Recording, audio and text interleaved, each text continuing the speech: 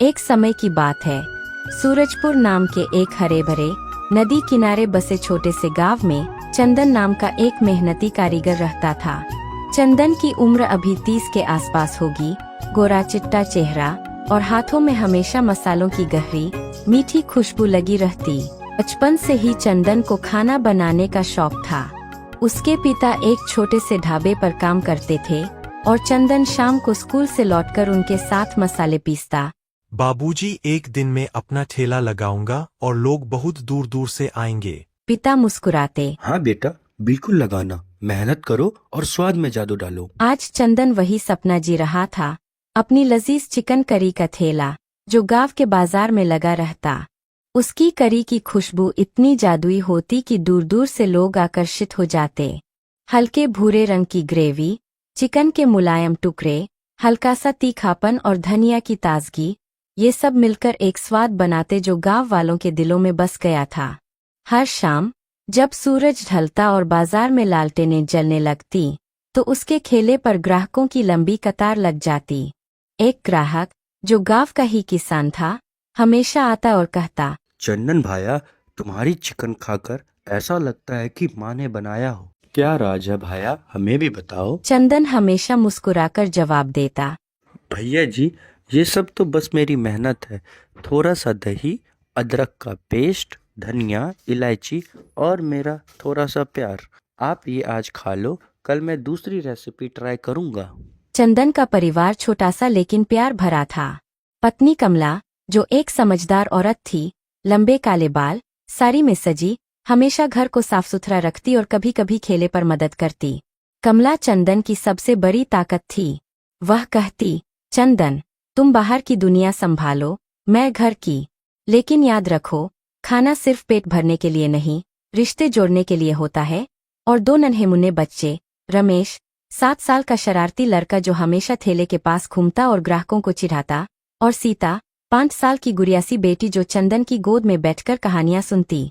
शाम को जब चंदन खेला समेटकर लौटता तो रमेश दौड़ कर आता, पापा पापा, आज कितनी प्लेट बिकी? मुझे भी बनाना सिखाओ ना। चंदन हंसता। बेटा, कल से मैं सिखाऊंगा, लेकिन पहले आप अपना होमवर्क कर लो। कमला हंसती, देखो चंदन, ये दोनों तुम्हारे जैसे ही खाने के दीवाने हो जाएंगे। सेठ का कर्ज चुकाने के बाद एक बड़ा ढाबा खोलना। चंदन सिर हिलाता। कमला, सपना तो वही है, लेकिन अभी बस ठेला ही सहारा है। लेकिन एक सुबह सब कुछ उलट-पुलट हो गया। बाजार में चिकन के दाम अचानक आसमान छूने लगे। पहले जहां 1 किलो चिकन 10 रुपए में मिल जाता था, अब 20 हो गया। महंगाई की लहर ने पूरे गांव को हिला दिया। किसान उदास, दुकानदार परेशान। चंदन ने ठेले पर प्लेट की कीमत बढ़ा दी, पहले 10 रुपए, अब 15। लेकिन ग्राहक नाराज हो गए। एक किसान आया जो चंदन का पुराना ग्राहक था, प्लेट मांगा, कीमत सुनी और बोला, अरे चंदन, ये क्या बकवास है? इतना में तो हम मटन खा ले। चिकन का तो स्वाद ही नहीं है अब। मटन का वो रसीला स्वाद, तीखापन, यही चाहिए गांव के सारे लोगों को। चंदन ने मनाने की कोशिश की। भैया जी, मेरी भी मजबूरी है।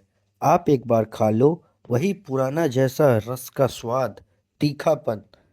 कल से शायद दाम कम हो जाएं। लेकिन किसान ने सिर हिलाया। नहीं भाया, आज हम मटन ही लेंगे। वहाँ तो सस्ता ही मिल जाता है। गांव के पास रामू और सामू का ढाबा है ना, किसी से ले लेंगे।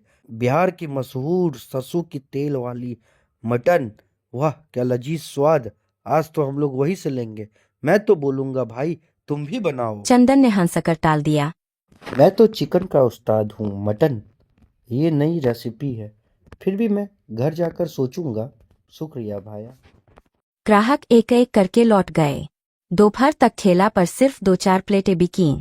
एक बूढ़ी अम्मा आई जो हमेशा फ्री में थोड़ा सा मांगती। बोली, चंदन बेटा, आज तो उदास लग रहे हो, क्या हुआ? चंदन ने सिर झुकाकर कहा, अम्मा जी, दाम बढ़े तो ग्राहक नाराज। सब मटन की बात कर रहे हैं। लगता है अब मुझे मेरा ठेला बंद करना पड़ेगा। अम्मा ने आशीर्वाद दिया, बेटा, भगवान सब ठीक कर देंगे। कुछ नया सोचो। शाम होते होते चंदन का ठेला पूरी तरह खाली रह गया। सिर्फ हवा में उसकी पुरानी करी की हल्की सी महक तैर रही थी, लेकिन ग्राहक न थे। चंदन ने ठेले को साफ करते हुए खुद से कहा, हे भगवान, ये क्या हो गया? सेठ आएगा तो उसकी 5,000 की रकम कैसे दूंगा? बच्चे क्या खाएंगे? अब क्या करूं मैं? परेशान हो गया हूं मैं तो इस चीज वह से। ठेला समेटकर घर लौटा जहां कमला बच्चों को खिला रही थी। रमेश ने देखा तो पूछा। पापा, आज कोई कहानी सुनाओ ना, चिकन वाली। चंदन ने आंखें नम की। बेटा, आज नहीं, कल सुनाऊंगा। कमला ने देखा तो पूछा। चंदन, आज क्या हुआ? चेहरा इतना काला क्यों? ठेले पर भीड़ क्यों न लगी? चंदन ने सिर झुकाकर सारी बात बताई। कमला, दाम बढ़ाने पड़े, ग्राहक सारे भाग गए, सब मटन की बातें कर रहे हैं। अब सेठ की कर्ज कैसे चुकाऊंगा? लगता है अब तो मुझे मेरा ठेला बंद ही करना पड़ेगा। चंदन, घबराओ मत। तुम मेहनती हो, गांव सब जानता है। कुछ नया सोचो। मटन क्यों न ट्राई करो? मैं मदद करूंगी। रात को सोच लो, सुबह नया प्लान बनाएंगे। हाँ कमला, अब तो कोई उपाय ही नहीं बचा है। सोचते हैं, लेकिन डर लगता है अगर फेल हो गया तो। भाई बहुत जोर से भूख लगी है, एक प्लेट जल्दी से लगा दे। अजनबी ने चखा, चबाया, मसाले चूए और बोला। वाह रे वाह, स्वाद तो कमाल का है। ग्रेवी का रंग, चिकन का रस, सब सही। लेकिन भाई, कमी है तो सिर्फ मटन की। चिकन हल्का होता है, जल्दी पच जाता। मटन में वो गहराई है, वो रस भरा स्वाद जो पेट भरता है, दिल को छू जाता है और शाम तक ताकत देता। चंदन उत्सुक हो गया, आंखें चमकाईं। क्या मतलब भाया? आप मटन के बहुत जानकार लगते हो। कैसे बनती है असली मटन? अजनबी हंसा, जोर से, जैसे पुराना दोस्त मिला हो। मैं बिहार का रहने वाला हूं, नाम है रामलाल। पटना के पास का गांव। वहां की मटन थाली तो जादू है। स्पाइसी, तीखी, सरसों के तेल में पकी हुई।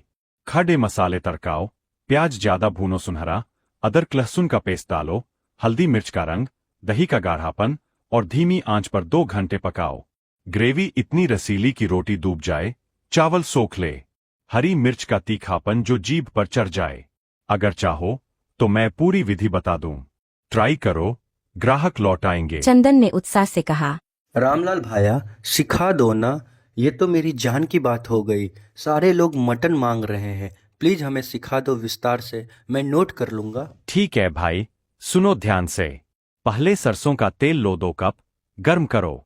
फिर खड़े मसाले, 4 तेजपत्ता, 8 लौंग, 2 इंच दालचीनी की स्टिक, 2 काली इलायची। चकचकाओ, खुशबू निकले। प्याज, 4 बड़े, काटो मध्यम, भूनो भूरा भूरा। लहसुन दरक पेस्ट 2 बड़े चम्मच। फिर मटन के टुकड़े 1 किलो, धोकर डालो। भूनो हल्का। दही आधा कप फेंट कर मिलाओ। हल्दी 1 चम्मच, लाल मिर्च 2, धनिया पाउडर 3 चम्मच, नमक स्वादानुसार। गरम मसाला आखिर में। पानी डालो, ढक दो। हर आधे घंटे हिलाओ ताकि चिपके ना। 2 घंटे बाद तैयार। ऊपर से हरी धनिया और नींबू निचोड़ो। तीखापन हरी मिर्च से चंदन ने एडजस्ट सिर करो। हिलाया। भाया, प्याज ज्यादा क्यों? और सरसों का तेल कहीं जल तो ना जाए? रामलाल बोला। प्याज मीठापन देता है, ग्रेवी को गाढ़ा बनाता, बिना उसके स्वाद अधूरा। तेल सरसों का ही, वो बिहार का राज है। खुशबू ऐसी कि दूर से खींच ले। सावधानी से गर्म करो। ट्राई करो भाई, शाम को बताना कैसी बनी। चंदन ने हाथ जोड़े। धन्यवाद भाया, आपका एहसान रहेगा। और फिर कल मिलेंगे और बताना क्या मिस है। रामलाल मुस्कुराया मिलेंगे भाई, बिहार का स्वाद अपनाओ और गांव बदल जाएगा। और चला गया। चंदन घर लौटा, मन में नई उम्मीद। कमला ने पूछा, क्या हुआ आज? कोई ग्राहक आया?